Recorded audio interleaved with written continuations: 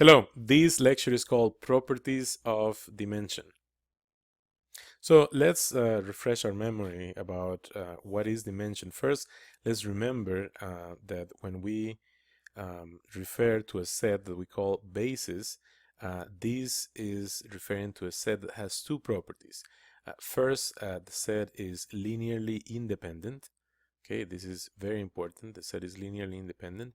And also, the set has the spanning property. So it would be considered a spanning set.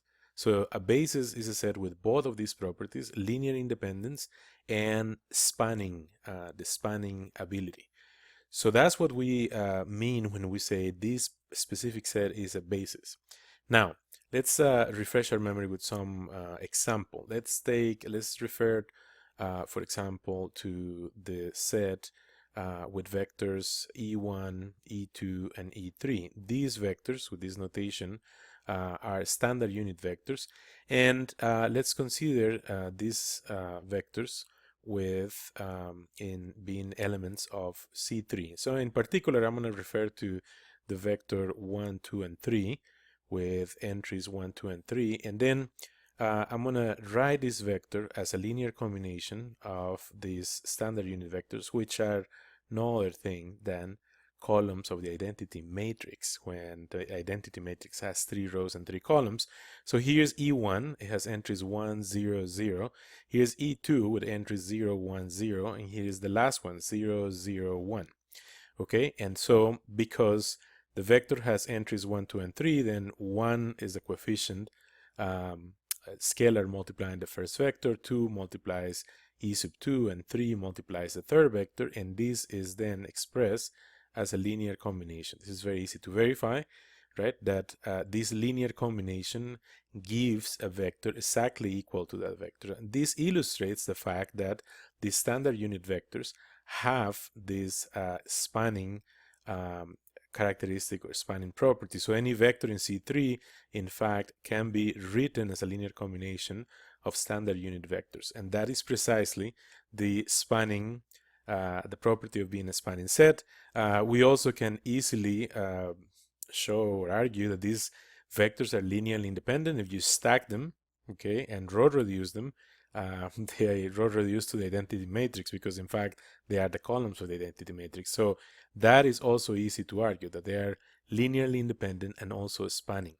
So this is an example of a set that has 3 elements.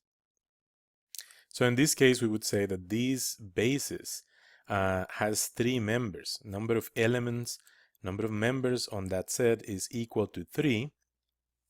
And, oops, I got a little out of place here. So, and then this would refer to a case in which a basis has the number of elements of the basis is 3. So we would make that connection. So we have 3 vectors on a particular basis, and so the number of elements, the number of members on that basis, is precisely what determines this word here, dimension. Okay, the dimension is going to be the number of members, number of elements, number of members of the basis. So in this example, we would say that because there are 3 elements, 3 vectors, 3 members on this basis of C3, we would say that the dimension, of C3 is equal to 3. That due to the fact that that set is linearly independent and is also a spanning set. Okay, so basis is a very specific type of set, and then the number of elements on that basis determines what we define as the dimension of the set, and really of the space or the vector space. So what we discuss in this lecture is about properties of the number of elements in a basis for a vector space for a particular set.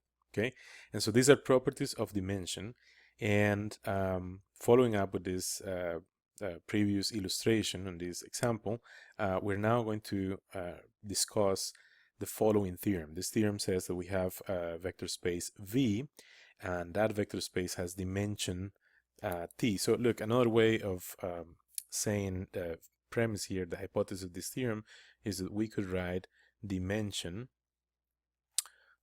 parentheses of the set we have, we're referring about the dimension, we'd say dimension of V equals T, okay?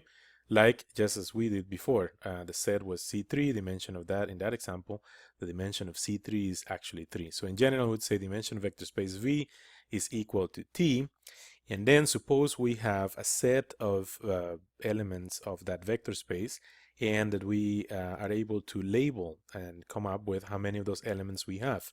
So here we consider a set S with m members, m vectors, and then we have the following 4 implications in this theorem. So we are assuming that we know the dimension of the given vector space, and we're considering a number of elements in this set. So if there are more members or more elements in S than the dimension of the space, if the number of elements in the set S exceeds the dimension of the space, then automatically we rule linear dependence. The set would be classified as linearly dependent.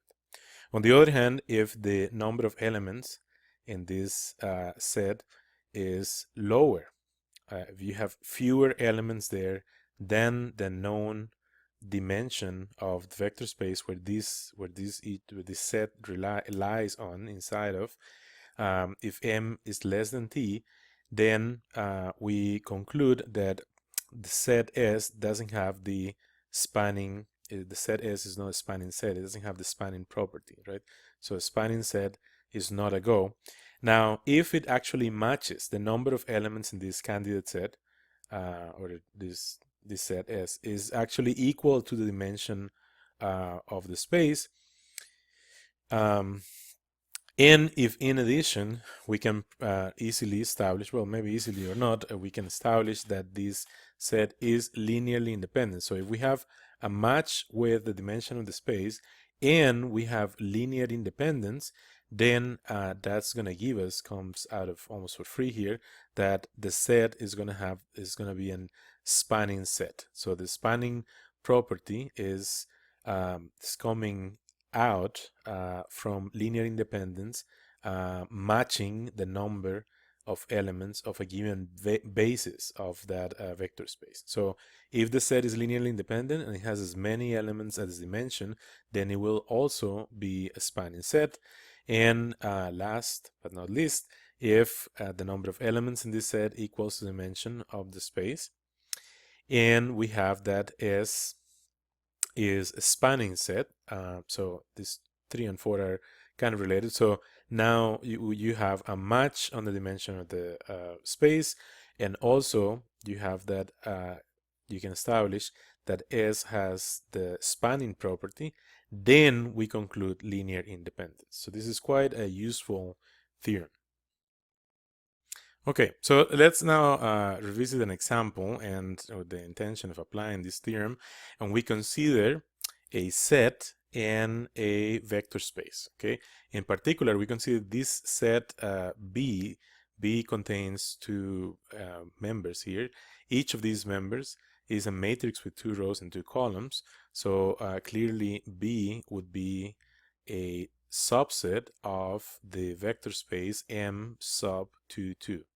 You may also call this M22, but this is M22, meaning that these are matrices with complex entries that have 2 rows and 2 columns.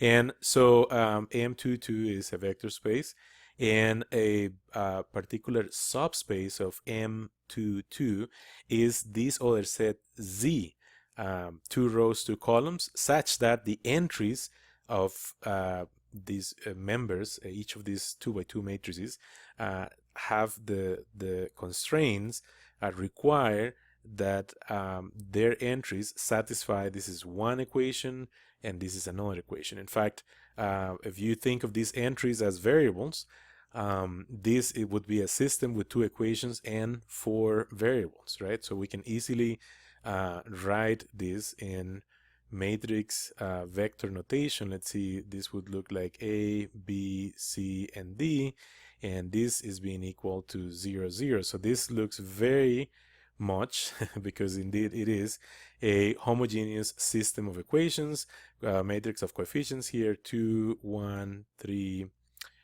4, and the other one would be minus 1, 3, minus 5, minus 1. Okay, so we could think of these two conditions as really a linear system of equations, and what we're saying is Z is a vector of, Z is a set of 2 by 2 matrices, where the entries of these 2 by 2 matrices are solutions of this linear system of equations. So the other piece of information here is that this set B is a basis for Z, okay? And because it has 1 and 2, the number of elements in B is 2, then the fact that it is a basis implies that the dimension of the subspace Z equals 2, because that's the number of elements on the basis.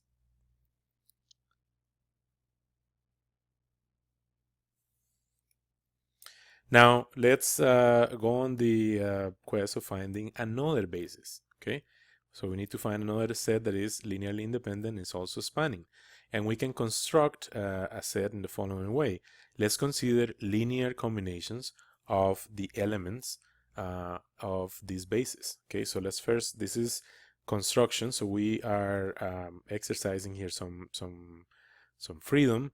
We're going to consider a specific linear combination where we choose the values of the scalars. And so y2 and y minus 3, because those are values of our choice. So we consider this linear combination.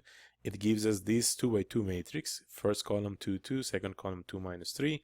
And let's now consider another linear combination where we are selecting, we are picking the values of the coefficients on the linear combination, and then we come up with a second matrix. So what we have now is a set with two matrices. These two matrices are different than the original set B, and we want to argue that this set is linearly independent. And so to argue linear independence, we consider the linear combination of this type where A1 and A2 are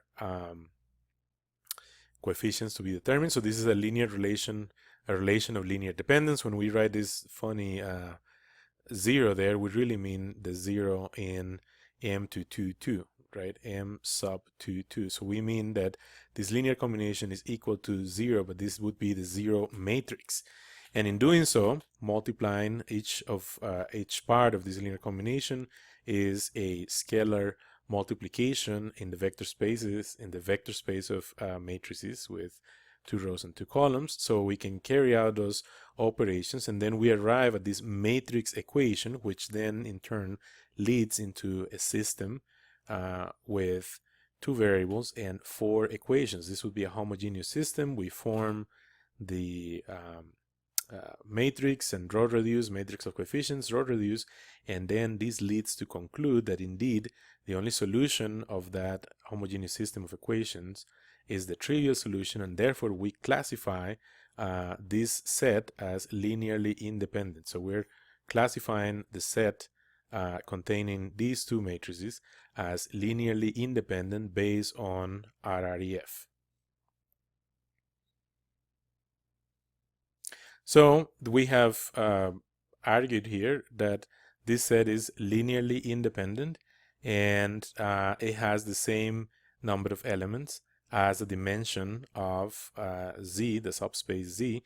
And so we can apply the theorem G, to then conclude that the set also has the spanning property, and therefore this set is formally considered a basis. Okay, this is also a basis of the subspace Z.